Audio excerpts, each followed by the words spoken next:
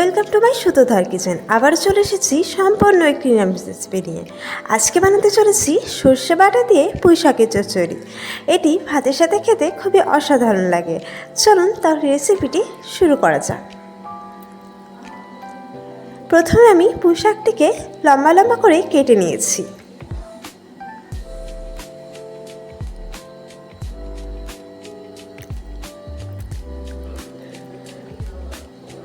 আলুগুলোকেও ঠিক একইভাবে কেটে নিয়েছি।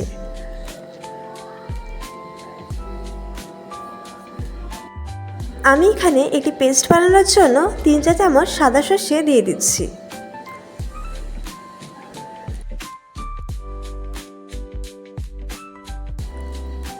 তার মধ্যে সামান্য পরিমাণ জল দিয়ে এটাকে আমি 15 মিনিটের জন্য ভিজিয়ে রাখবো।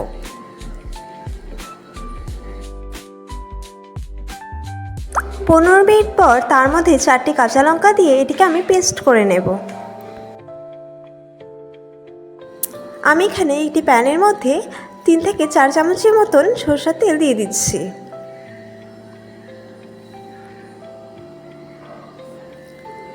তেলটি ভালো মতন গরম হয়ে গেলে তার মধ্যে আমি 2টো তেজপাতা দিয়ে দিচ্ছি আর দিয়ে দিচ্ছি 2টো শুকনো লঙ্কা আর হাফ চা চামচ 5 ফোড়ন।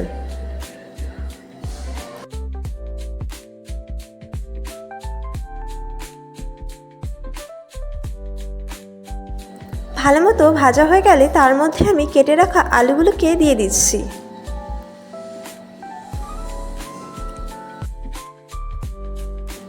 তার মধ্যে দিয়ে দিচ্ছি সামান্য পরিমাণ হলুদের গুঁড়ো আর দিয়ে দিচ্ছি সামান্য পরিমাণ নুন। এটিকে আমি 30% মতন ভেজে নেব। 30% মতন ভাজা হয়ে গেলে তার মধ্যে আমি কেটে রাখা পুঁই শাকটিকে দিয়ে দিচ্ছি।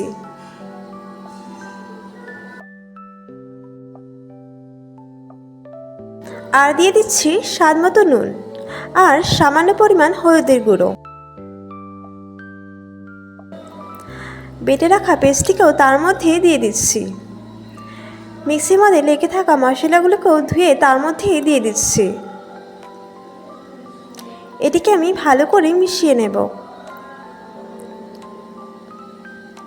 ভালো করে মেশানো হয়ে গেলে 6 থেকে 7 মিনিটের মতন ঢাকনা দিয়ে কষিয়ে নিচ্ছি।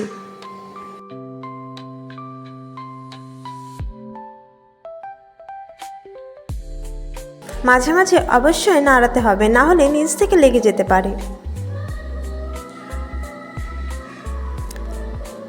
তার মধ্যে দিয়ে দিচ্ছি 2টো চেরা কাঁচা লঙ্কা।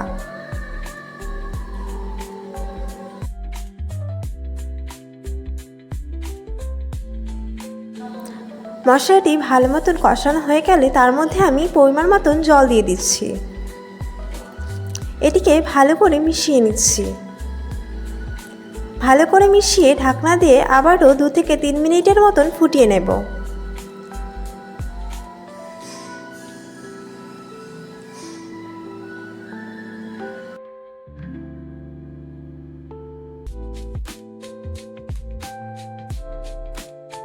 নামানোর আগে অতি অবশ্যই তার মধ্যে 2 থেকে 3 চামচের মতন কাঁচা সরষের তেল দিয়ে দেবেন।